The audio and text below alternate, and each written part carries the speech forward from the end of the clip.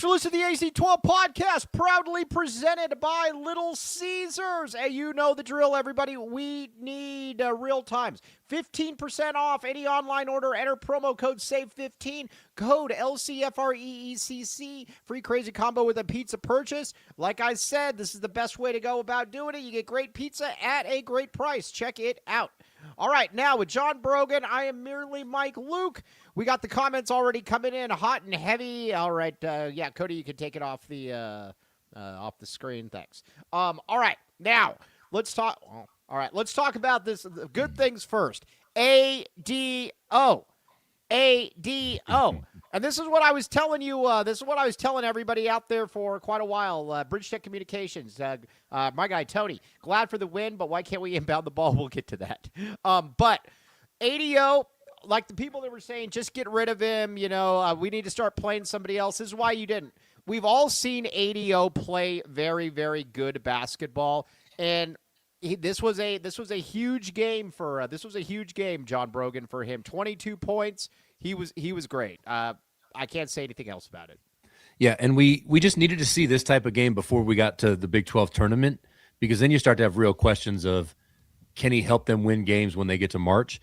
You know, if every single person in the 8-man rotation were just extremely consistent all year, we'd be, 40-0 and we'd win a national title. So there's going to be ups and downs. We see it with Koa.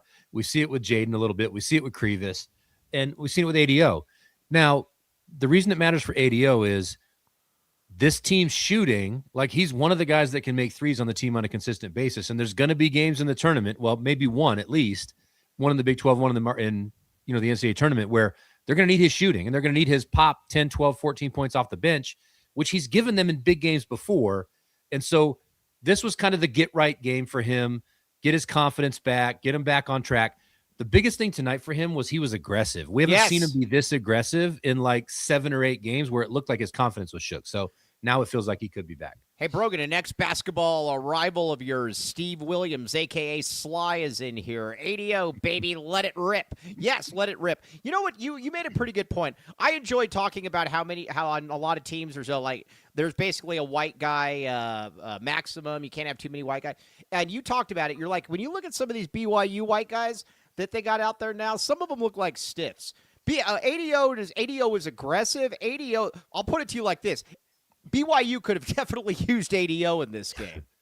Yeah, and you could see, him in the first half of like, oh, I've got a matchup advantage because I've got a slow white guy on me. I don't finally have an athletic black dude in front of me. So, but there's levels to it, right? Cooper Flagg's at the top, Luka Doncic at the top.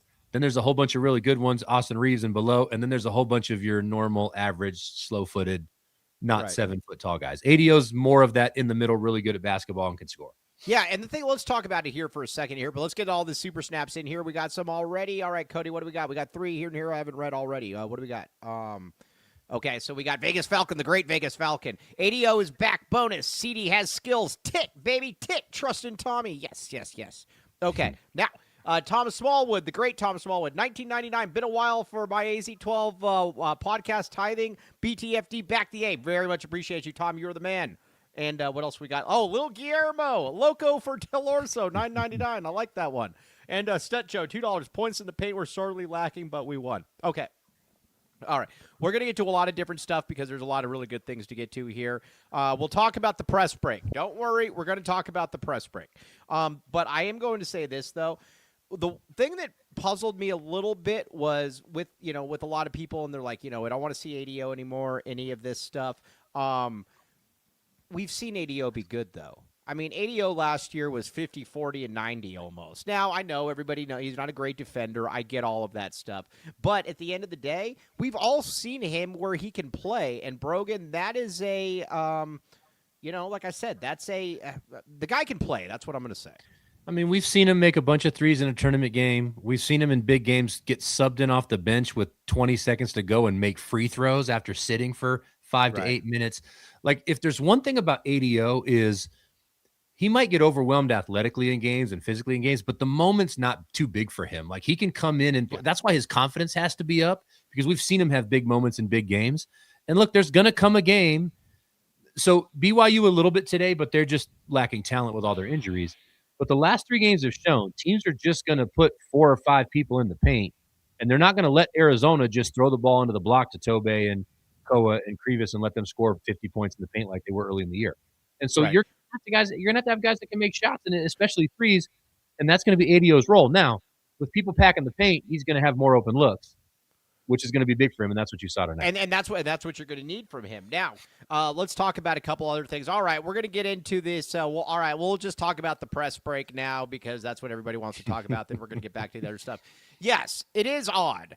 I will say this. You made a great point, Brogan. Jaden Bradley, for whatever reason, when it is there's 3 or 4 minutes left in the game and they start pressing, he basically decides to run the ball to the corner and then pick up the dribble. I have a two-pronged question for this one. Why does he do that? And why is this continuously happening? I have to believe Tommy has said something, or maybe because it's the exact same thing every single game. Yeah, I think it's a couple things.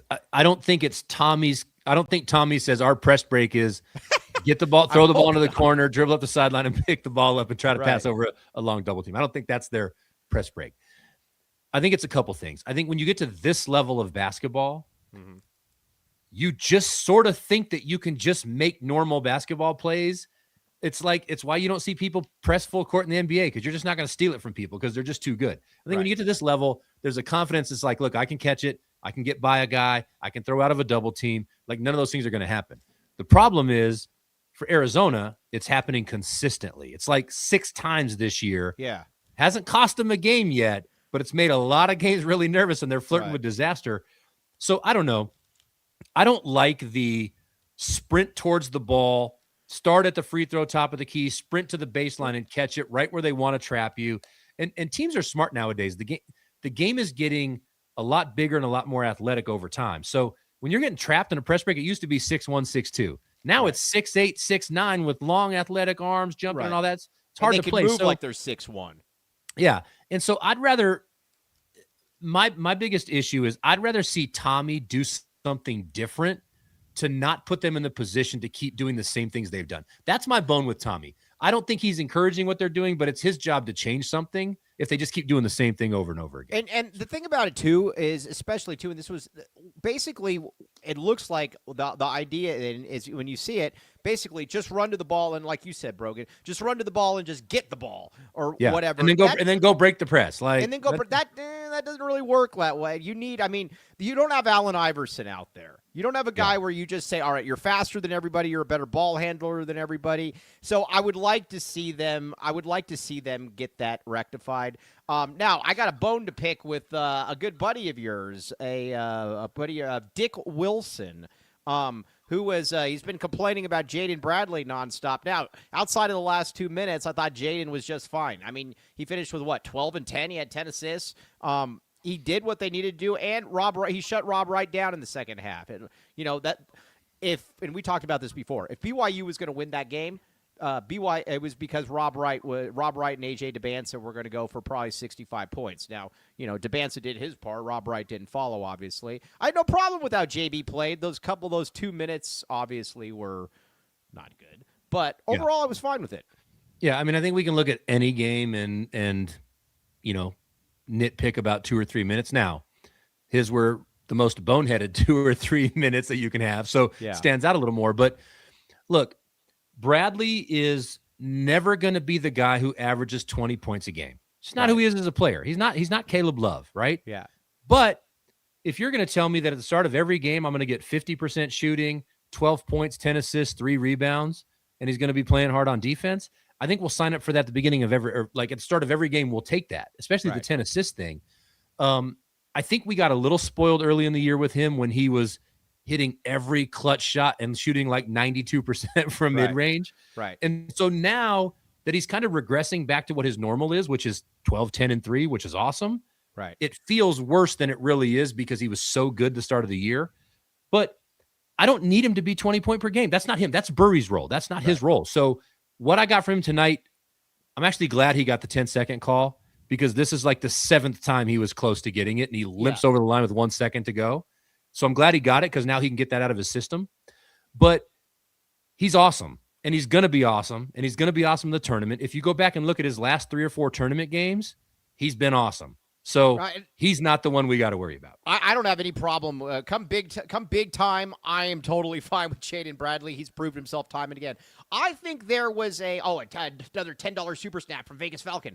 Tommy starts running clock too early at the 7-minute mark. My mom messages me that, and she said it does seem like they pretty much slow down at that point. So I'm like, all right. Here's what I want to say for all the Tommy slows it down too much. What do you got? Are those the same people? Mom, this is right to you, Janet Luke. Right to you. Yep. Take this, Janet.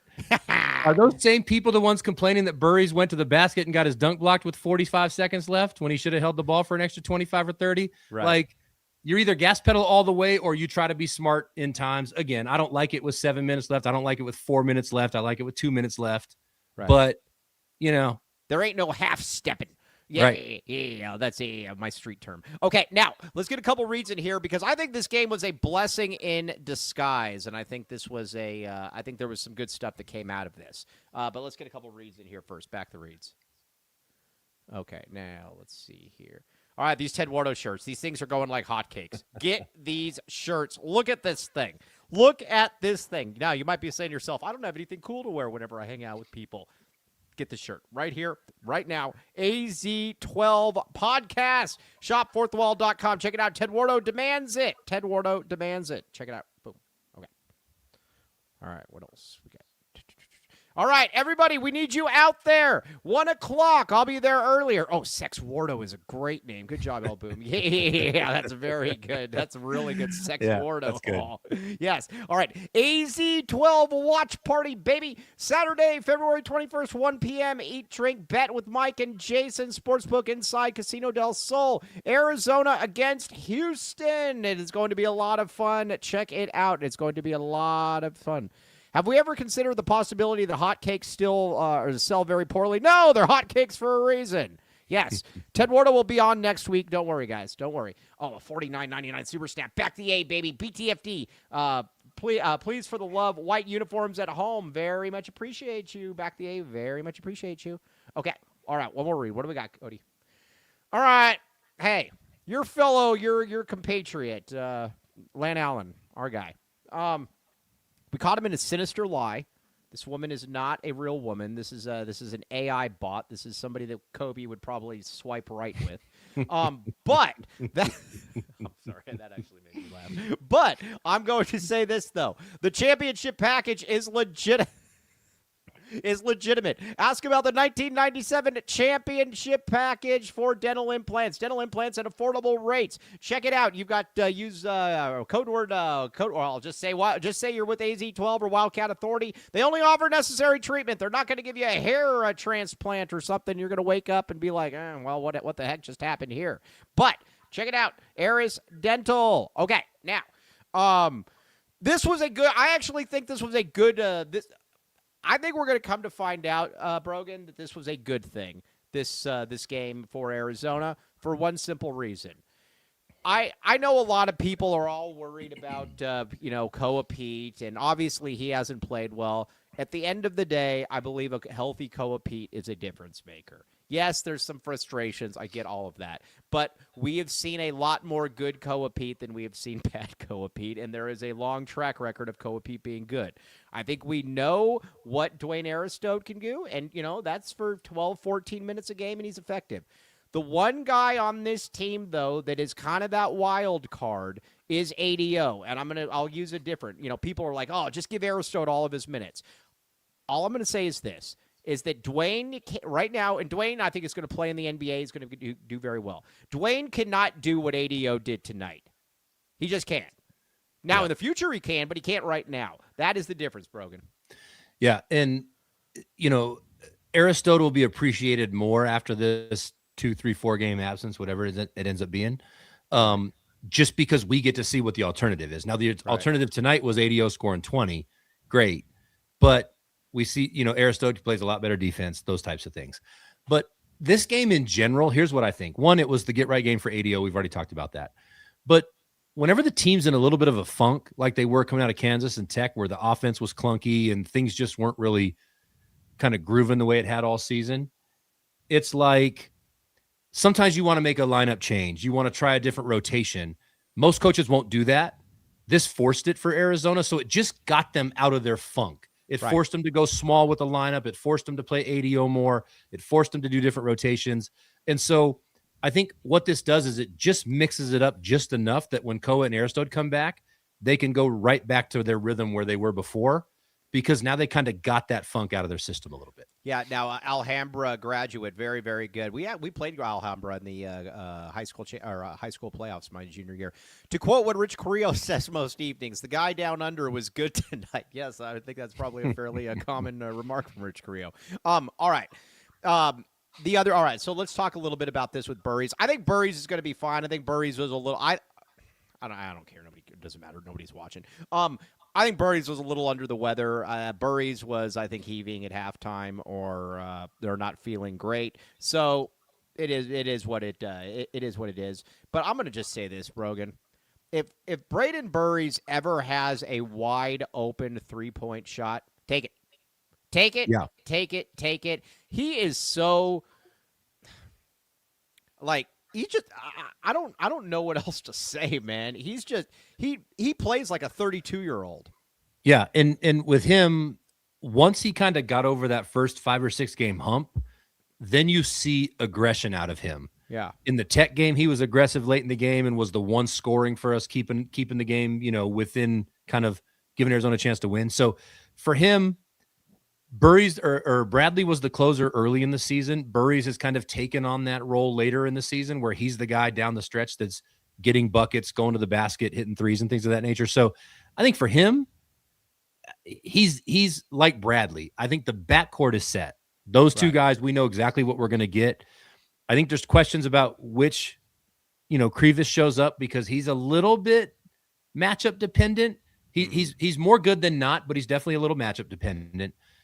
Tobe, is prone to foul a bunch. Ivan's pretty consistent in terms of we know he's going to bring energy and defense, but he's also been bad on offense in the losses. So he's still a little inconsistent there. But I think for Bradley and Burries, those are the two things you can pencil in. You're going to get out of them what you need to get out of them pretty much every game from here. Let me ask you this, and I was thinking about this a little bit. What is your against good teams? What is your let's see. I disagree. Rick Trimmer, I don't see any resemblance between Booker and Burries. I see a lot of. I respectfully disagree with you. Neither one are great athletes, and Booker doesn't suck. I mean, you might say that he's not clutch, whatever. Booker doesn't suck. I mean, he's one of the top 15 players in the world. But yeah, I mean, I don't know what else to say. You might not like him, but they're very similar. They're good athletes. They're not next level athletes. They're both about 6'5". They're not super long, but they're just able to get where they want. They're able to walk the ball down, and you look at it and you're like, okay. And no matter who they get on, they're going to get buckets. Now, I don't know I don't expect Braden Burries to be a pro like Devin Booker is, but I'll say this though, man, that guy's going to have a 12, 15-year career just getting buckets. Yeah, and look, Burries has proved that he's an elite scorer every level he's played at. He got to college, and all of a sudden he's at 15 and a half a game or whatever. He's a longtime NBA player. Is he all NBA like Booker is? Probably not, but he's a longtime NBA player, probably a starter at some point. Yeah. So yeah. I mean, it's a good problem. It's a good problem to have. Anytime you're getting compared to a guy that's averaging 28 a game in the NBA, that's good. There's nothing wrong with that. Now we got Houston coming up. We're going to talk about it. All right. I'm curious as to I'm going to stick up for old people here for a second. And John Brogan are you over 50? No. What are you, 50? No. You're 49? Mm-hmm. All right. Well, Ben, you're 49 and you look 30 years younger than Sheer. Not over 50, though. No, I just gave you another compliment. You look younger than Sheer. Yeah, that's easy. All right. I am tired of people complaining about the old people at McHale. And I think it's kind of whack, to be honest with you. McHale is one of the best home court environments in basketball. Is it Fogg or is it Cameron? No. For the last 40 years, Arizona has won like 93% of its game. It's like second or third in all of college basketball or something like that. These people have generally been there through thick and thin. They give a lot of money. They're there. Now, generally a lot of young people are complaining about them. I'm just going to say this, and Brogan, you have the floor. And my mom pointed this out, and I don't agree with my mom on a lot of stuff, but I agreed with her on this. You look around and you see all the 20 and 21-year-old kids. Yes, some of them are cheering. There are a ton of them that are going like this, though. Oh, just to show their friends that they're somehow there. So I'm not going to – if you want to criticize the old people, fine. But I'm going to say this. The amount of kids – go to a McHale game. You can go anywhere, and you are going to find kids that are just on their phone going like this, and not just one or two. You're going to find a lot. What do you say, John Brogan? Back the old people? Yeah, I mean, again, are they perfect? No, I get it, but they've become such a pinata for everyone, and I don't like it. Yeah, and so you can't compare Fogg to McHale. You can't compare Lawrence to Tucson. You just can't. They're not the same. They're not the same. And so, would it be cool if you had a bunch of 30 and 40-year-olds in the crowd, not 70-year-olds, and they were a little bit louder for a couple games, and then you could be Fogg? I guess. But to your point, Kelvin Sampson basically said, Iowa State doesn't lose at home. Kansas doesn't lose at home. Arizona doesn't lose at home. That's the beauty of the Big 12 now. Right. And so I was at the Iowa State game last year when Love hit the three-quarter court shot to go into overtime, and the stadium was loud. Yeah. Like it couldn't have got much louder. So, right. Is the expectation at this point that we want McHale to be basically loud for 2 straight hours? It's never been like that. Like I've been at some of the biggest games at McHale, and it's been crazy loud, but it goes up and it goes down, it goes up and it goes down. But when the team needs to rally, the crowd gets crazy and they go loud. And when it's late in the game, the crowd's loud, and that's all you can really expect. But again, you're basically saying McHale's a 9.9 and you're mad it's not a 10. Like, yeah, that I have an issue with. Yeah, like I said, I just don't. Again, when you win the amount of games and with the percentages that you have, I'm just like I said, I'm not. I don't know. Like I said, I think they become a pinata for a lot of people, and it just bothers. It does bother me, and I'm going to say that go to a game and just watch how many kids are like literally not even engaged in the game, and I never hear anybody complain about that. At least the old people are given money generally, while the other guys are just going like this. I also don't understand this. You're at the game and you are recording the game as you are there. I don't. That's another thing. Well, here's what I'll also say about that. I think one of the most overrated things is what you see on TV is the camera zooming into 40 people in the student section, the Cameron crazies, and they're just going crazy and yelling. Right. But that's not what makes the crowd loud. The crowd's 7,000 people at Cameron.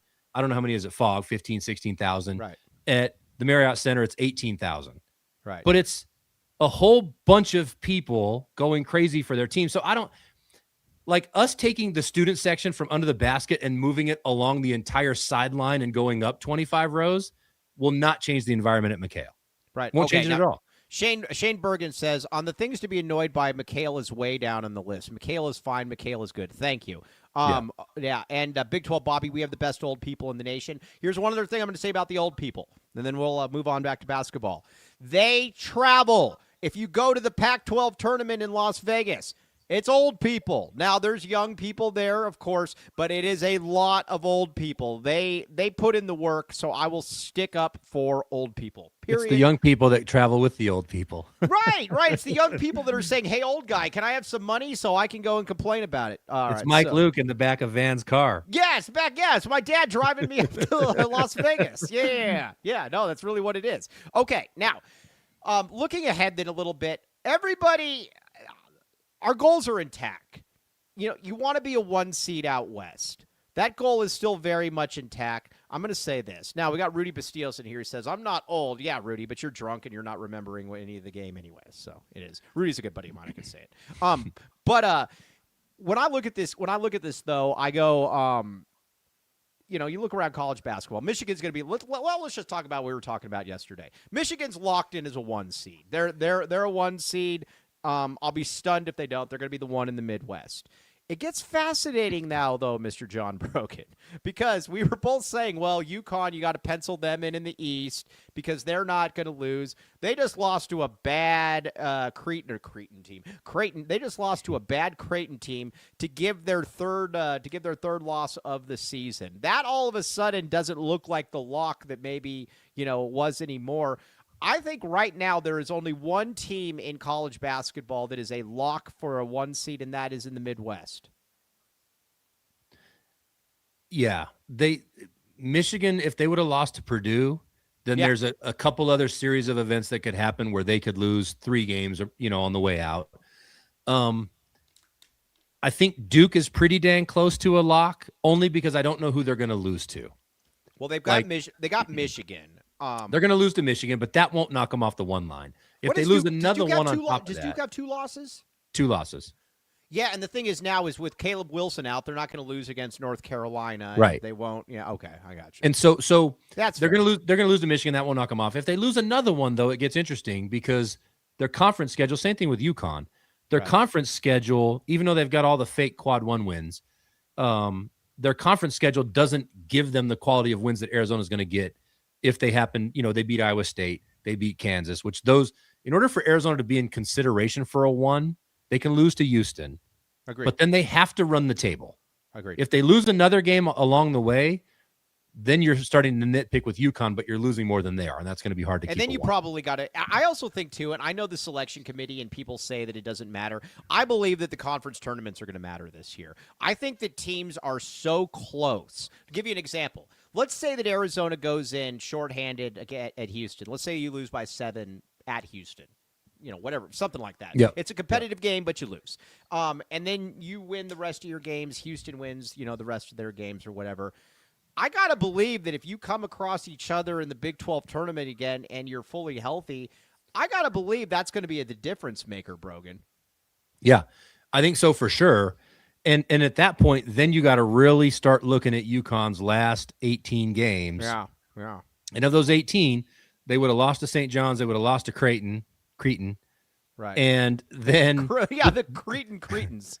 But no quality wins because the conference is so bad. So they're going to win a bunch of games to end the season. They're going to go 16-2 in their conference or whatever, but there's just not anything propping them up except for a couple of their big wins at the beginning of the season. So yeah, and so that's where it gets interesting. So let's talk about to an unranked Creighton. That is one thing that Arizona has in its back pocket, that they don't have a bad loss.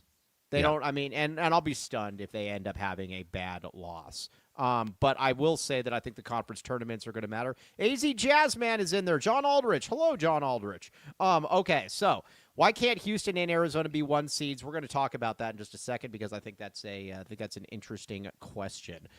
Okay, now let's get a couple reads in here though first. Funny story about AZ Jazzman in here. He said that when we went solo, that we would never get any sponsors for the show, that nobody would like what we do. And it's like, well, I guess we're a little wrong on that one. But Copal, go there and get the Mike Luca Elote rib, a free elote rib. Our good pal Kobe L. Thiel has gone in there and specifically asked just for the Mike Luca Elote rib. It is good. Mexican food delivered nationwide at mymexicanmenu.com. Use code AZ12 for 10% off. Book your next large party or corporate event with Copal. Large party packages available. We cater any event. Check it out. Boom. Check it out. Copal, yummy, yummy into my tummy. Yes. No, I am. That guy's been harassing me my entire life, and so he lost. Take that. And if we lose a viewer right here, so be it. All right, now, Andre Veras. I will never endorse AZ Jazzman. I will never endorse Andre Veras, but I would be more likely to endorse Andre Veras than AZ. No. I would be more likely to endorse AZ Jazzman, who I will never endorse, than Andre Veras, but that doesn't mean that Andre Veras and Longview Insurance and Investments aren't awesome. Check it out. But I'm going to say this, though. If you're figuring out what you're trying to do with some of your money and you're like, man, I don't really know what to do, give Andre a call. Say AZ12 podcast, and you will get a nice little deal. Boom. Check it out. Boom. All right. Yes. Oh, yeah. No, AZ Bandcat, I'm totally cool with. No, it's AZ Jazzman. He actually deleted his Twitter. It's just John Aldrich, Nitrate 27 now. Okay, 88 Crime. Now, if you see somebody doing things they shouldn't do, you see some creeper around there, all right, it's anonymous. 88 Crime, 882-7463. Pima County Attorney's Office. Check it out. Again, there's a lot of stuff going on in Tucson right now. If you see something going on and you're like, okay, well, I don't like that. 88 Crime. Give them a call. Let somebody else get their hands dirty. Boom. Check it out. All right. Yeah, I got no problem with AZ Jazzman. No, with AZ Jazzman I do, not with Bandcat. He's cool. Okay, now Arizona, Houston. I was asked why can't both be a #1 seed? Let me ask you. You go first, Brogan, and then we're going to talk about this a little bit. So there's definitely a path to where they're both a 1 seed. And the first step of that happening was UConn losing a game, or Duke. Right. And so UConn doing us a huge favor losing to Creighton. I don't think Arizona can lose 2 games the rest of the way and lose in the Big 12 tournament and still take UConn's place as a 1 seed. Right. I think if they lose to Houston and then they win out and then they lose in the Big 12, doesn't matter. Like they'll be stamped as a 1 seed. They'll have 4 losses at that point. 3 losses if they just lose to Houston. All right. So if you just lose 3 to losses. Houston, Okay, they just used to Houston. They got 3 losses in the tournament. Yeah. No team's gonna be 28-3 in the regular season and not be a 1 seed. No, let me ask you this. I'll go a step further with you. So I think between this and the Big 12 tournament, I have a very difficult time seeing Arizona not getting a 1 seed if you have 4 losses. I just can't believe that Arizona you're in the best conference in college basketball, period. And if you're able to win those games and you have 4 losses, and keep in mind, that UConn win is going to be a really good win. The Florida win is going to be a really good win. Did Alabama or Arkansas win that game? Alabama won that game. That one's going to be, that's still a solid win. Not great, but those are 2 elite level wins. I am going to say though that if you finish the year and the postseason with 4 wins, I don't see any way that they're not a 1 seed. I just can't believe. I'd be curious if there is something like that. Well, and what happens though to add to that is they finish the season with wins at Iowa State and Kansas, which are home games, but they win those 2 games. That's 2 top 10 wins you get added to the resume if they win those 2. Right. And so you're closing the season with potentially a loss to the number 2 team in the country, no big deal, on the road. And then you win against 2 top 10 teams. And so, and then if you go in the Big 12, as long as you don't flame out to, ASU, Colorado, something like that. Oh, Vanderbilt, you won't play them, so it doesn't matter. But the Big 12 tournament now has gotten really, really interesting because without Toppin, Tech's no longer a factor. Without Saunders, BYU can't beat anybody. And so really now the Big 12 tournament has turned into Houston, Arizona, Iowa State, and potentially Kansas, depending on, how many minutes Peterson's willing to play. And so Arizona I love the wording of that. How many he's willing to play. Yes, DNP. Like yeah. So, DNP, baby. Well, he showed tonight that he's clearly controlling his minutes, not Bill Self. Yeah. Arizona has kind of a really clean path to the Final Four of the Big 12 tournament, which again gets them a couple extra wins. And so as long as they don't just completely stub their toe to end the season, they got a great shot at a 1 seed now that UConn lost. Yeah. Okay. Now, says now. All right. I guess Tommy Lloyd confirmed Burries is sick. Like I said, I had a couple people messaging me saying that he was heaving at halftime. So let's just hope him and Aristotle don't have the same thing. Yeah, we don't. Oh, well, then it starts raising a lot of other questions. Then yeah, we don't need to. Yeah, I don't want to get into that on that one. All right. Now let's look ahead. Let's look ahead then to Houston a little bit here. Obviously, Houston's going to be favored. Obviously, in this game, they should be favored. It is what it is. My question is this: if you're Houston, aren't you picking up the pressure in this game? Then, Arizona's got 2 ball handlers. That's what you do. What are you doing? Yeah, this? I think so, but I think Houston is definitely going to. I think they're going to learn from the Tech and the Kansas game. And the Tech and the Kansas game wasn't to apply a bunch of pressure to Arizona and let their bigs be one-on-one in the paint. Right. The game plan was pack the paint, force them to make a bunch of contested jump shots. Right. I think that's far more likely than them just trying to play a bunch of extended ball pressure out to half court. Yeah. Now, do I think they're going to try to wear Bradley down a little bit? For sure, because clearly without him on the court, things get really, really dicey against a team like Houston. Yes. But yeah, I think they're going to be physical. I think they're going to be aggressive like that. That's where they hang their kind of hat on those types of things. But I think you're going to see a similar game plan with Kansas and Tech, which is pack the paint. All right, now, this is going to be something. I want to talk about Sidi Gay for a minute here, and everybody out there, if you would be interested in a shirt that says "Gay for Girth," let me know if you would be interested in this one. We will see it. I think there's some people that might be a little bit more interested in it than others, but it is what it is. Sidi Gay, though, there's a lot to work with there. Now, again, Brogan and I are on the same page there. I think he's somebody where you want to play probably, 3-4 minutes a half, whatever the case may be. But the way that he moves, the way that he has an innate ability, he is always around rebounds. He can yeah, the rainbow. Yes, have fun with that. That's going on the shirt, by the way. That is definitely going on the shirt, yes. He's got a soft touch around the hoop. You can tell that he's going to be able to block shots. There's a lot to like about him, Brogan, and I think we're kind of on the same page. I think next year he's probably about 17, 18 minutes per game, and then I think the next year you're looking at somebody that is probably going to be off to the NBA after his junior year. He's very intriguing long term. Yeah, what I do want to say to Tyler Warden is, should CD have played a lot more up to this point? No question. We talked about this. Right. There's 100 minutes out there throughout the season that he should have clearly got. Right. But in a weird way, I don't think it changes anything about how he plays the game this year. I think he's the same kind of goofy, sprinting up and down the court guy who's got really good hands and he can block shots. Right. And he's got pretty good touch around the basket. And so, is he light? Is he going to get pushed around a bunch? Sure. But that's why you can play him 10 or 11 minutes in these types of games and not, 25 or 30. But you definitely can see plenty from great hands, right, great touch around the basket, good timing blocking shots. Allegedly, he can hit wide open threes. I'll believe that when I see it, but. Yeah, that's the scouting report. Yeah. But if you give him a whole year, offseason, weight room, all those things, there's no reason why he's not a really good rotational player. And the thing I like about him is he's the exact opposite of Krivas.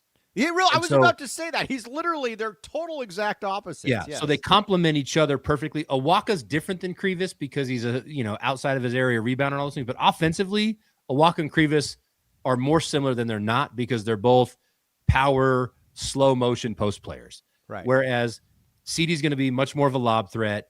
He's going to be quicker, different things like that. So he's a good counter at the power forward spot next year or the backup center spot. I don't think he's going to start, but he's definitely going to play some major minutes next year and be pretty good. All right, now the future coach of AZ12 Prep said, yeah, I agree with this. I think that's spot on. I just think that we sacrifice this year's depth for future development. Yeah. Where are you going to say, Cody?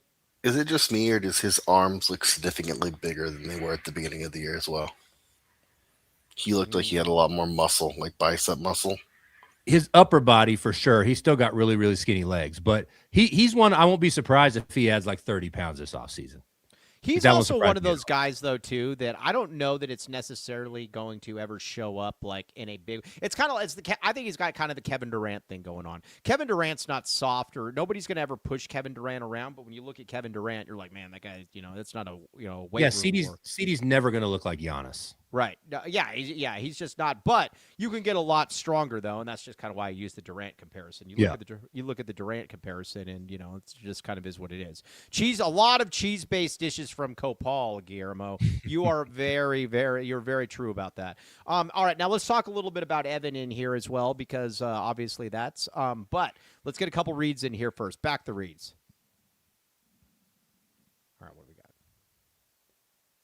All right, RJ's Frozen Cactus. Red hot beer and ice. snap. I've been on a good streak, too. Red Hot Sports and ice cold beer, baby. All right, now, you go into this place. If you look at it, you're like, man, there's a lot of different parking options here. A lot of different parking options. I even see a jet and a helicopter. Well, that is going to be, let's see here. Hold on a second. Prim, just listen to this. Let's see. All right. Prim just said, I love you, but Brogan is my favorite speaker ever at Iron Mike Luke. I'll buy an AZ-12 shirt if you admit he's the best you have and tell him I said that. He says everything I say every time. Well, there you go. Buy the shirt, Brogan. You got a secret admirer right there. Yeah, there you go, Prim. Get in line. Yeah, get in line, baby. Yeah, we got Jessica already there, man. And you're going to have to be in the line out in the parking lot. At RJ's, maybe. But, yeah, there you go, Prim. All right, 100 craft beers plus $2 deals, pizza, wings, tacos, burgers, and more. No bad seats in the house. Check it out. And, again, who knows? Maybe you'll see Brogan signing autographs for all of his fans out there. Boom. Check it out. I'm still waiting for the ice cold soup read for RJ's practice. Yeah, ice cold. Soon. Get in there, man, and get some ice cold soup, man. Yeah. Prim finna get that Brogan front pipe. I think that front pipe's been claimed, baby. I mean, this couldn't have been timed any more perfectly. Yes. All right. Speaking of front pipes, Brogan, how's your front pipe working? Still here. All right. Can still see it. Yeah, still here. Yeah. All right. Lil Guillermo says Brogan has a line all the way to Thatcher. He gonna get his. Yeah, man, that thing is like an anaconda. But either way, Foster Plumbing, baby, quality work at a fair price. Back the pipe. 10% off when you mention the AZ-12 podcast. And again, water heaters, drain cleaning, sewer inspections, you name it, they've got it. 10% off when you mention the AZ-12 podcast. Non-50 front pipe. Yeah, Baba Ganoush. Baba Ganoush. Baba Ganoush. All right, yeah, check it out, though. Foster Plumbing, Danny Foster. We love it. All right.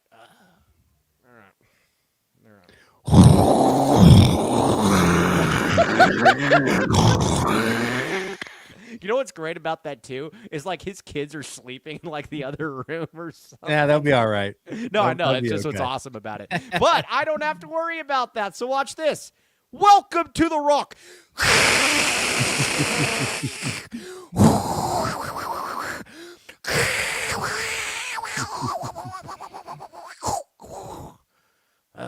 Okay. It always gives me a little bit of a headache. All right. 2 convenient locations. Tucson plus Green Valley. 50 plus locally sourced landscaping materials. Serving residents and contractors. Sounded like Seabass talking on the burger. You going to eat that burger? Thought about it there, little Guillermo. All right. East to Benson, Sierra Vista. West to Marana. South to Nogales. North to Oracle. Yes, that is wet static right there. That is wet static. See this? Looks like it's urine. It's not, though. All right, check it out. Green Valley Decorative Rock. Yummy, yummy in the tummy. Check it. Or no, I actually don't want to eat crap. Yeah. Hold on, that's something else. All right, Green Valley Decorative Rock. Back to the rock. Okay. Crap. What were we just talking about? I had a good point, and then I always get thrown off by this. All right. Oh, I was going to ask you this. All right. So, what are you doing then? Because again, I know we're going to have to talk about this all pretty much the entire time. I'm going to ask you this. What do you do about the press break then? Because there's going to be close games in March, and I know that this is definitely something that a lot of people are very what is John Brogan, ex-Pima great John Brogan, what is he doing with this? You know, I had a different thought tonight than what I'm going to say now, and I'll get to that in a second. But okay. I like the idea of having people run away from the ball, the inbounder, and then coming back to the ball. I'm sort of a fan of lining all 5 guys up out of bounds and basically running football routes. Yeah, I'm not totally. As weird and as cool as that looks, it gets people open. Right. But tonight made me think, okay, if we're a little shorthanded, ball handling, Burries was out sick or whatever, why wouldn't we try to inbound to Krivas? Because if he gets fouled, great. He's big. He can see over the top. And then I can get it back to the inbounder a little quicker if they're trying to trap. Right. And if they foul him, he can make free throws. So I don't know. I don't think Tommy's going to do anything because this isn't the first time we've seen it. It's like the 7th time we've seen it. But we just got to cross our fingers and hope it doesn't burn us in the tournament at this point. Yeah. Unfortunately, I think that's kind of where we're at this point. All right. looking around the Big 12 then a little bit here. Where do you think? Like, I watched Iowa State against. Houston. I think Arizona's better than Iowa State. Now, if Arizona's healthy, I don't know, but to me, there's some separation between Houston and Iowa State.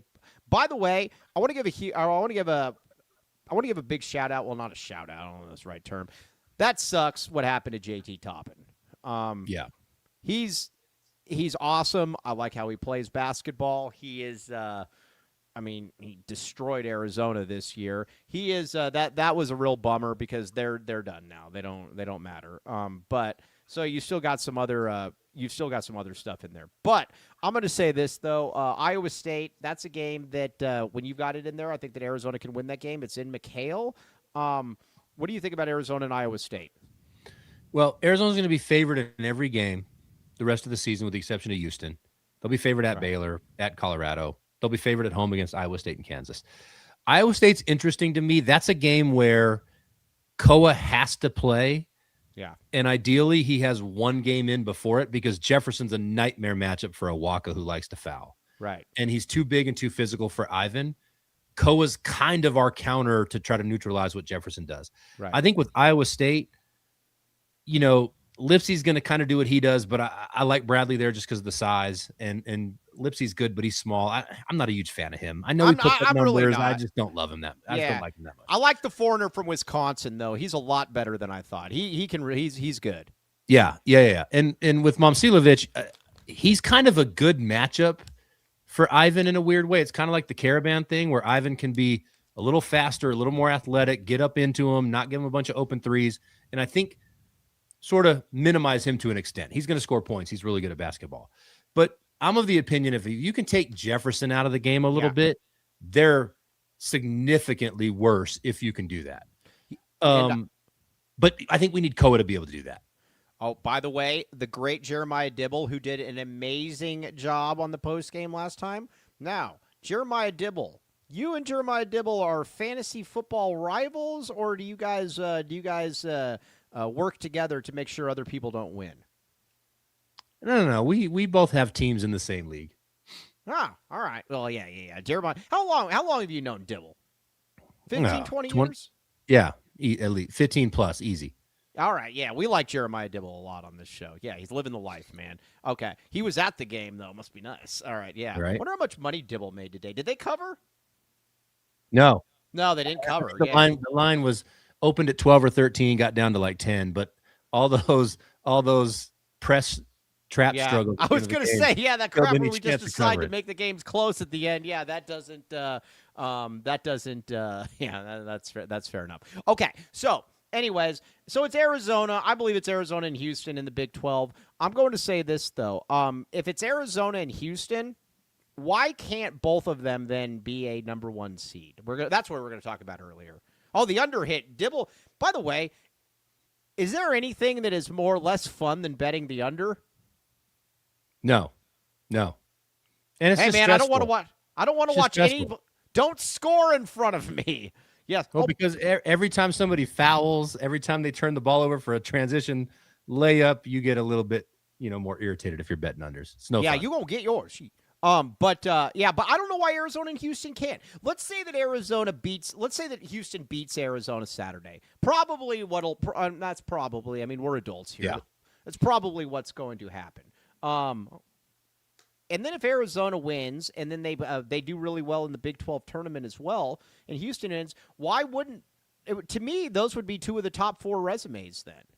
Yeah, if Arizona only loses to Houston, makes it to the Final Four of the Big 12, they can lose one of those games because, again, it's Kansas or Iowa State most likely at that point, or Houston, I guess. Well, Houston will be a 1 at that point. Arizona will be a 2 or 3. So it'll be Iowa State or Kansas. Right. And so, again, you'll have 2 top 10 wins. Maybe you pick up another top 10 loss.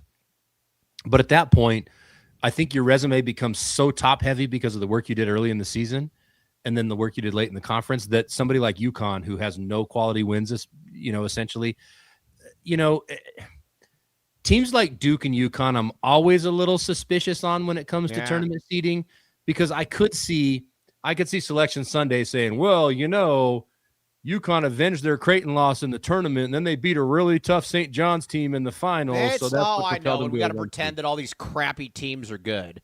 Yeah. No, I hear you on that. What I will say about both of them being a 1 seed, if Arizona beats Houston Saturday, I don't think Houston gets to the 1 line at that point. Right. I think that will almost, unless they just win every game and win the tournament and win like 9 in a row. But let's assume they lose to Arizona and 1 more. I think that will keep them off the 1 line because they haven't been on the 1 line all season until now. It's always been Michigan, UConn, Duke, Arizona. They're the ones fighting to get up. They'll be the first one to drop off, I suspect. So if you've got let's say that Arizona and Houston finish the season. Let's say they both finish the season 29-4, something like that. You think one of those is a 2 seed? No. So they could both lose in our opinion, then they could both lose 2 more games and they're still a 1 seed. Yeah, and I think that became a lot more realistic with UConn losing tonight. Right. I believe at the end of the day that that UConn loss was I think was devastating for them. And that, because again, Creighton sucks. They're bad. And that is a bad. Who's a UConn, and UConn lost to Arizona. They lost to St. John's. I think if they lose to St. John's again, I think they're totally done as a 1 seed. Yeah, then it doesn't matter what they do. The thing with UConn is if you were to lay them down against Arizona has 4 losses, they have 3. UConn's going to have the worst loss, being Creighton, and Arizona, and they're not going to have as many good wins. And so I don't know how you justify them over Arizona. The only justification would be they have a better record, but they played in such a weaker conference that's kind of a given, Right, and Arizona beat them in Stores. And Arizona beat them, right. No, so, and again, I know that Terrace Reed is the best player that's ever played college basketball, but Arizona still beat them, yes. Right. Oh, the Creighton Golden Blue Jays. Yeah, that's good. Yeah, I like that. All right, Javier, why Houston? Iowa State beat Houston, and if Iowa State only loses to us, the problem that Iowa State has, didn't they lose to Cincinnati by like 30? They've got two losses. Oklahoma State, Cincinnati, somebody like that. I can't. Yeah, it was like Cincinnati lost by like 30. See, I think when these things are so razor thin, if you're looking at some of these losses and you're like, oh crap, they just lost by 30 or 20 to, the Cincinnati Golden Bearcats or, whatever the case may be. And you look at Arizona's losses. Let's say Arizona has 4 losses, okay? And let's say that those losses are Texas Tech with Toppin, obviously, Kansas in Fog, and then let's say you lose to Houston and Iowa State. Those are your 4 losses. Those are all really, really good losses. There's no bum teams and there's no cold soup Cincinnati's or any crap like that. So to me, that's got to be a big difference. If you don't, and it's kind of what I've talked about with BYU this year, is that, everybody talks about, BYU, you don't have any good wins, fair enough. You also don't have any bad losses. You don't have anything in there where you're like, oh, crap, you just lost that. So I don't know. I think that Arizona and Houston have better resumes than Iowa State, but I could be wrong. Who knows? Well, and in that scenario you just gave, Iowa State loses to Arizona in the regular season, but potentially beats them in the Big 12 tournament, or vice versa. Either way, Arizona beats them, and they beat Arizona. So that kind of washes itself out. Right. They also still have to play. Well, they get Tech now. That's not going to matter. I think they still play Kansas, if I'm not mistaken. And so they could potentially, let's say they lose to Arizona at McHale, but then they beat Arizona in the Big 12 tournament, but then lose to Houston again. Right. And so it's like they're going to have 1 or 2 more losses than Arizona. And so, and not as many high quality wins and worse losses. They're going to be in the similar boat of UConn, where when you just lay the resumes down, Arizona's got better wins and better losses. Yeah, and that's just going to be kind of is what it is. In the 4-loss scenario, we've only beaten one good team in 26, but you still have better wins. Those wins still count, I guess, is my point. And you don't have any bad losses. You can't just erase the UConn game or the Florida game. Also, one thing that everybody out there should be doing, you should be rooting for Florida. I think Florida is going to win the SEC pretty easily, and I think Florida. All right, here's my hot take. I believe that Florida is going to end up as a 2 seed. Make a run in the SEC tournament. They've been racking up wins lately. They're racking up wins. Not that. only are they racking up wins, they're looking really good in the process. The Asian kid from Harvard actually isn't bad now. Princeton? I was going to say, or Princeton, yeah, same place. So he's actually not bad. And Boogie Fland is good. That was the whole thing with Florida, is they just needed their guards to be fairly decent. And Matthew Tice said, yeah, are we rooting for Michigan to beat Duke? Yeah, absolutely. Like I said, Michigan to me is the one, even though I don't necessarily agree with it. I mean, maybe. Michigan to me is the one non-negotiable. They're going to be in there. If you want Duke, if Duke loses that game and then they get another loss in there somewhere, then things. Yeah, so go I'd want Michigan to beat Duke. I think I'm right. Yeah. Because what that does is that means if Duke loses another game to an ACC team, not the tournament, but loses another game, all of a sudden they have 4 losses, but they get a bad loss. Michigan just helps build their profile of like, you got 4 losses, not 3. Right. I apologize, P. Hoff. Yeah, go ahead, Brogan. Yeah, we got to talk about something else too. So here's what I will say about Iowa State that I think gets interesting is they lost to TCU, they lost to Cincinnati. That's going to be their thing. Their non-conference wins, they got St. John's and they got Purdue by 1 million, and then they got Houston, obviously.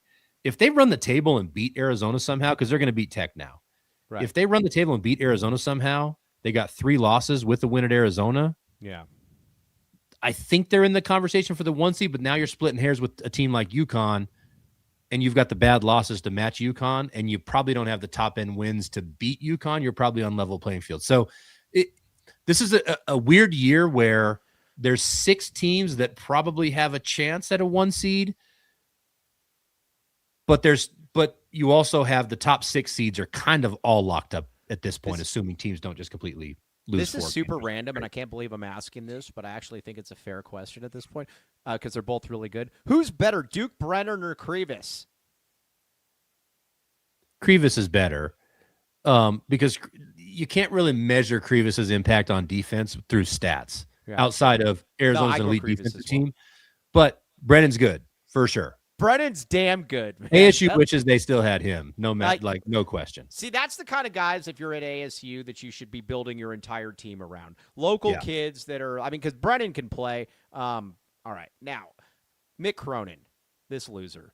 You get to that, Mike. Darren Peterson sat out most of the second half tonight.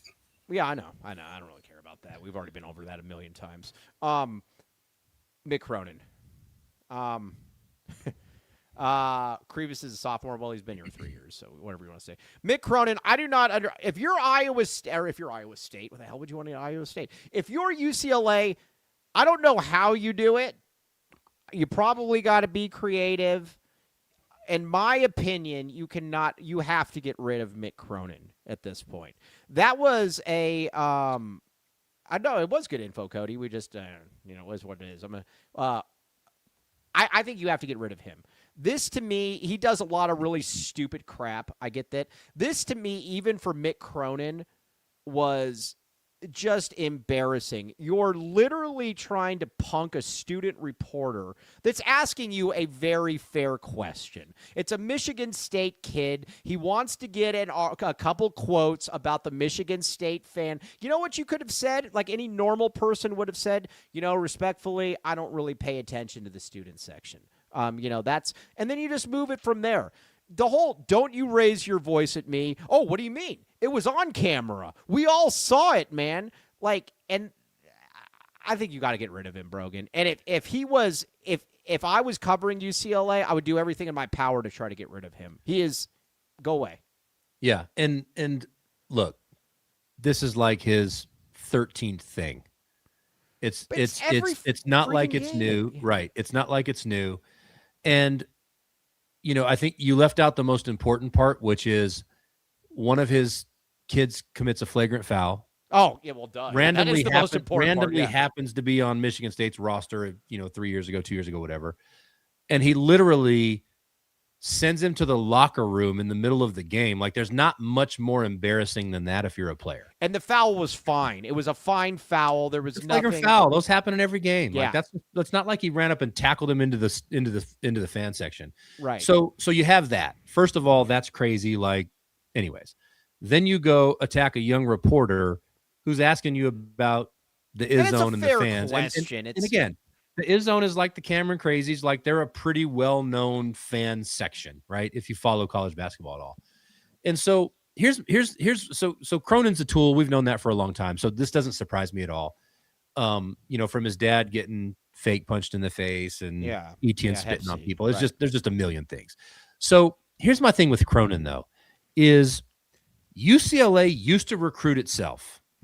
You were going to get LA kids no matter what. They just showed up on your doorstep. If you didn't have to be an awesome recruiter, and you would get kids all day. Right.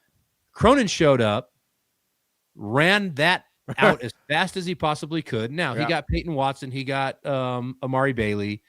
And that was for the first year, though. I mean, you're not getting those anymore. Yeah. Exactly. And then you started to see he got Jalen Clark, and then you started to see it kind of fall off right after that. I think he got Clark. That might have been offers last, but whatever. Right. But the point now, though, is his entire team is built off the portal. He hasn't got more than a 3-star recruit or a low 4-star 100 kid in the country in like 3 or 4 years. And here's you the can't other win that way at UCLA. They don't have the money to be Michigan, where you can overpay in the portal and get good players. And here's the other problem you got is all of the other LA kids are either going to USC, which if you're UCLA is not acceptable. You look at your Elijah Arenas never considered UCLA. Braden Burries never considered UCLA.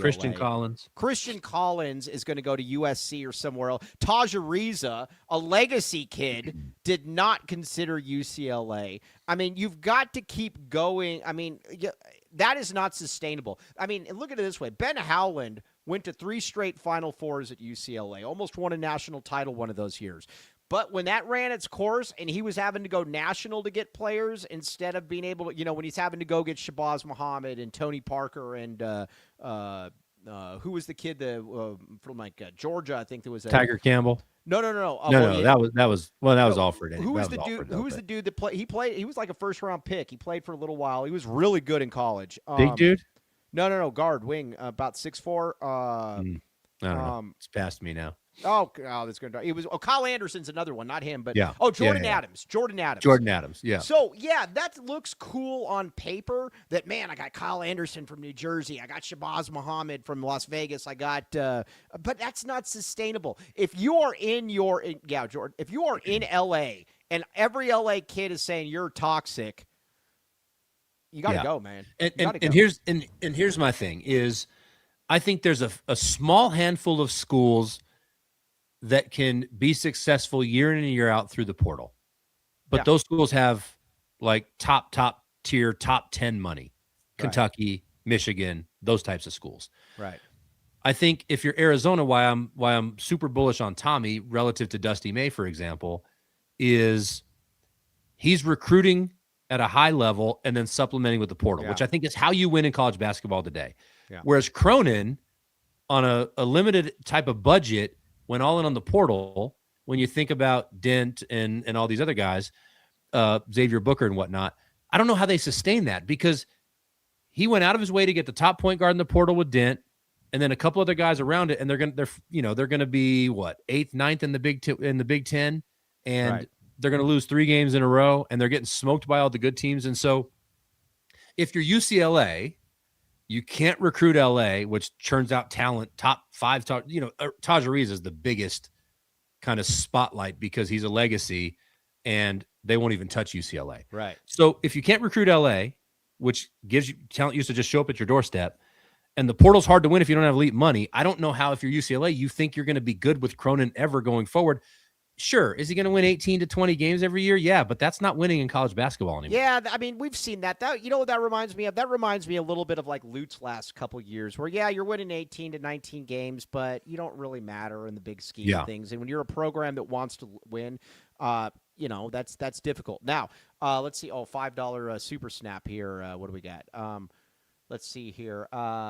Steve Hernandez says, what are our chances of beating Houston without Koa? I think we can still. By the way, Final Four is expected this postseason. Very much appreciate that. I don't give Arizona a great chance of winning this game without Koa. I think the Koa's one of the last people that you want to lose when you're going against a Houston team. And the thing with Houston as well is that you look at Cenac and you look at Tugler up front. I mean, they're just relentless. I mean, this will be the game where we see where Sidi really stands. Yeah, and here's the path to Arizona beating Houston. Tugler's in foul trouble. Yep. Definitely possible. Mm-hmm. And Flemings has a 7 for 20 shooting type of game.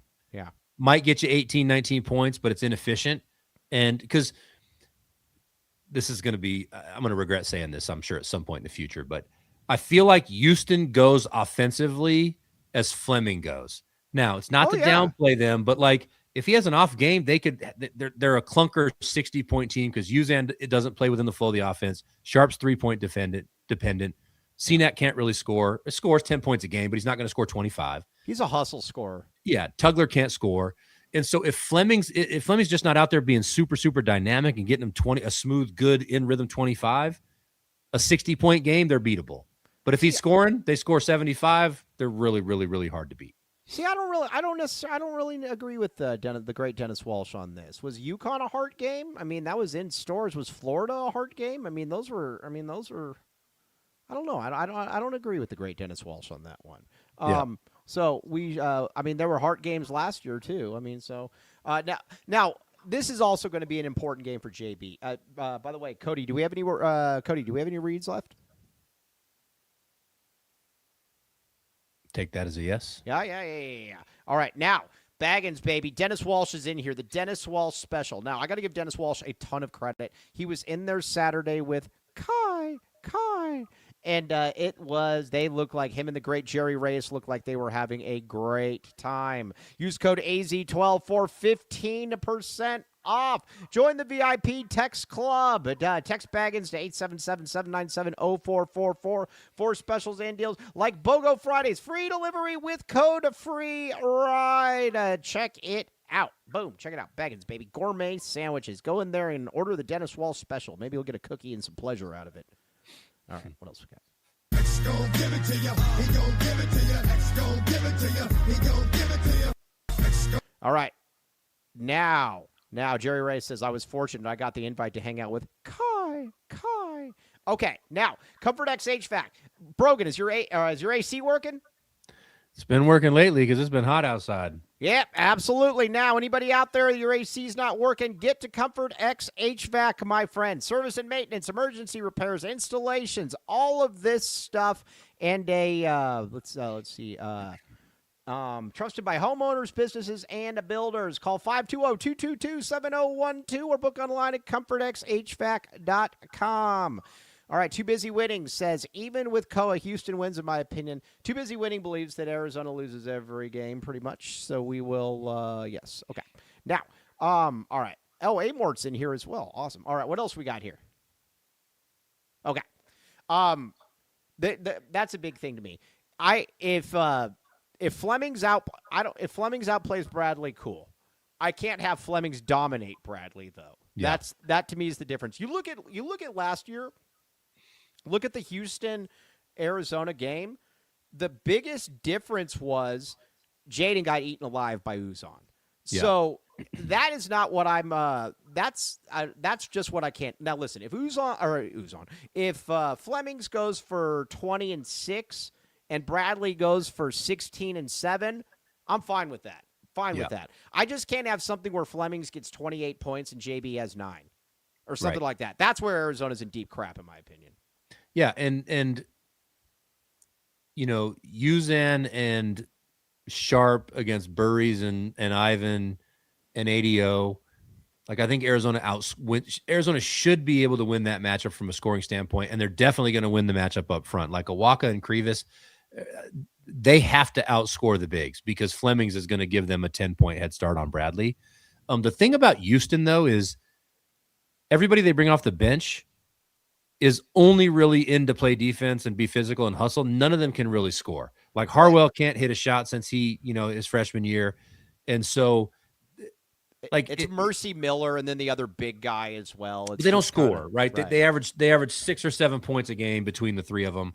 So Arizona, like, ADO has a chance to really add some gas to what Arizona's doing by scoring 10, 12, 14 points, because Houston's not going to get that off the bench most likely. All right, now Edgar Ortiz. Why do we act like Uzon isn't on the team anymore? Because he's not nearly the same player. We watched the games. That to me is what's off with Houston though, and why Uzon last year was a fringe All-American type player. I mean, if he wasn't an All-American, he was really that. They basically just have him stand in the corner now. He's a shell of what he was. Now listen, he could go off against Arizona and make 6 or 7 threes, whatever the case is, but he's not the all-around difference maker that he was last year. He was a monster last year, and now he's a role player. And look, last year he had the ball in his hands a ton, and they had Cryer running off screens and Sharp shooting threes. Yeah. This year they took the ball out of his hands and gave it to Fleming, because that's what good coaches do. Yeah. And now he's relegated to the shooter role, and he's not really a shooter. He's a playmaker who can also make shots, but he's taken a clear 2 steps back this year compared to last year. He's just not the same player. I mean, I think, when you look at it, and it's totally different, but that was kind of the great coaches, and Kelvin Sampson's a great coach. So that's not what I'm trying to say here, actually. It's just Houston, to me, would be the best team in the country if they were able to get 85% of Uzon from last year. Where you've got where it's kind of like you got Mike Bibby and Jason Terry in the back. Well, they'd be scoring 85 points a game. They'd be unbeatable. Well, right. I mean, but that's the thing, is that they never figured out how to unlock that. But so now you just got a dude who's basically in kind of a Dylan Smith type role, where, all right, stand in the corner and, hustle a little bit. And I mean, he's better, but but they've changed their game a little bit from last year, where Fleming's is so dynamic. They don't like Uzan was screen and roll to death last year and made plays. This year they do that with Fleming's, but they also give him the ball and get everybody out of the way and just let him go to work, get in the paint, shoot his little mid-range jumper, or whatever. So I think because of that, it's even taken the ball out of Uzan's hands even more, because it's like, Fleming's, here you go, everybody get out of the way, go stand in the corner, be ready to shoot. And if you're gonna make a choice on who to shoot the three, you're gonna throw to Sharp more than you're gonna throw to Uzan, for sure. Right. Okay. Now, Cody James Martin made a point that, Brogan, you have hit the nail on the head with Darren Peterson. And Cody, you made a very good point bringing this up. You said it before, you said it again. We have confirmation that John Brogan is either in DNP's camp or has been able to telepathically connect with them. Give everybody the rundown on Mr. DNP, and then I'm going to tell people something. Go ahead. Well, the important thing is he's definitely controlling his playing time, not Bill Self. We saw that tonight, because he hits a 3, turns around, taps Bill Self on the arm, sub immediately goes to the scorer's table. He's out the game, sits out the rest of the game. They're up 18. He subs himself out because why? He doesn't need to play anymore. So, I don't think Peterson, I think he's handled it terribly. I think he's, if you love basketball, you play more basketball than you don't play. But what I think Darren Peterson is saying is, I should never have been in college anyways. And so I'm not going to go out and put in 1,000 minutes into a college basketball game for no reason. Like, the NBA will be here soon enough, and I'll be all in at that point. So Muehlbach was calling the game, and I don't think he would care about saying this. And, Matt played on, the USA junior team with guys like Steve Smith and Glenn Rice and all of that. And he says, I can't speak to, what his heart is or anything, he said, but and he's called AJ up close as well earlier this season. He said, when you're just next to him and you're watching how he can he said college is too easy for him. This is the epitome of a guy that is just, he can get any shot on the court at any time. It's almost like the old Larry Bird thing. Remember that story where they said Larry Bird said to win a game-winning shot, he told somebody, I'm going to take it from right over there, and he did it, and, whatever. Yeah. But he said this. He said, like with Peterson could literally bring the ball up the court and say, you know what, I am going to pull the ball up at 18 feet and I'm going to shoot a corner jumper. Or I am going to dunk on you. Or I'm going to finish acrobatically around the hoop. He said he can just do whatever he wants. And I think probably his coach said that as well. But he said, I know you got all these concerns. He said, I'm still picking him number 1 just because of what I've seen. He said, Yeah, and here's the thing, and this is probably a semi dumb take, but whatever. There was no other option for him. We could Right. talk about G League Ignite or whatever it's called now. We could talk about overseas and all that. But Kansas is paying him $3 or $4 million. Right. Nobody else was paying him that. And he can't go to the NBA because he would have been the number 2 pick last year behind Flag. Right. And so he didn't really have another option. Now, he's a 19-year-old kid. Was he ever going to play this perfectly? No. Would I rather him play every minute of every game? No. Do I understand what I think he's doing? Yes. Did I used to think he was load managing and didn't love basketball? Yeah. But now I'm to the point where he's just, it's not G League Ignite, but it's whatever it's called now. Right. Today they can just go to the G League, and as long as they don't play in the NBA, they can come back. And even now, if you play in the NBA, you can come back. Darren Peterson's coming back to college in 3 years. Yeah. But like, again, I wish he would play every game because he's such a dynamic talent, but I don't necessarily think he's a head case, or I just don't want to play, or I'm going to fake an injury and all those things. I think he's load managing 1,000%. I think there was something odd where somebody had put out on Twitter a week ago where every time he sits out, his dad or his agent's in the building. Yeah. And so it's a decision. It's a conscious decision they're making. This isn't like, oh, I felt a twinge in my quad, I'm going to sit down because I'm afraid I'm going to get hurt. This is no, we're waiting for the NBA because you forced us to go down the path, and this is the path that paid us the most money. Right. Now, I'm going to let me ask, hold on this. Where was it? Also, AJ Debinsa. Shear and Kobe L aren't here, so we're going to speak for them. They don't see what's so big with AJ Debinsa. If you don't understand what is so big with AJ Debinsa, you need to watch him more. You need to recalibrate what you were looking at. You very, very rarely see a man that's an 18, 19-year-old who's 6'8" or 6'9" that can handle the ball way that he can, that can get literally any shot that he wants, can finish at the hoop, can shoot threes, has the mid-range jumper. He's going to be now, is he a winner? I don't know. But he's going to be an all-NBA player. He's that good. Worst case scenario, he's going to be a 25-point per game guy. But he's a stud. He is I love the Tracy McGrady comparison. I think that is, that's the popular one, and I think that's the one that just makes all the sense in the world. He's unreal. He's that guy. And the thing about Debinsa is there's a fundamental difference between college and the NBA. Yeah. College is why you can see people like Drew Timme average 20 and 12. Right. Luke Garza. And then go to the NBA. Well, I'm only naming white guys, but you get the point. Yeah, I get it. Omar Balou. Right. And so when you watch AJ, his game is built for the NBA. Yep. Give me the ball, get out of the way. I'm going to get to the elbow. I'm going to rise up, shoot, mid-range jumpers all day. I can make set shot threes. I can Euro to the basket. In transition, I'm impossible to stop. And so if you take all of that with the fact that he's 19, he's 6'9", handles like a guard, pretty fluid as an athlete, like I don't think there's any reason why he's not good in the NBA. There's no way he's not. Now, Steve Hernandez says Toppin or AJ for college. I would probably go AJ. It depends on the team. It depends on the team and fit.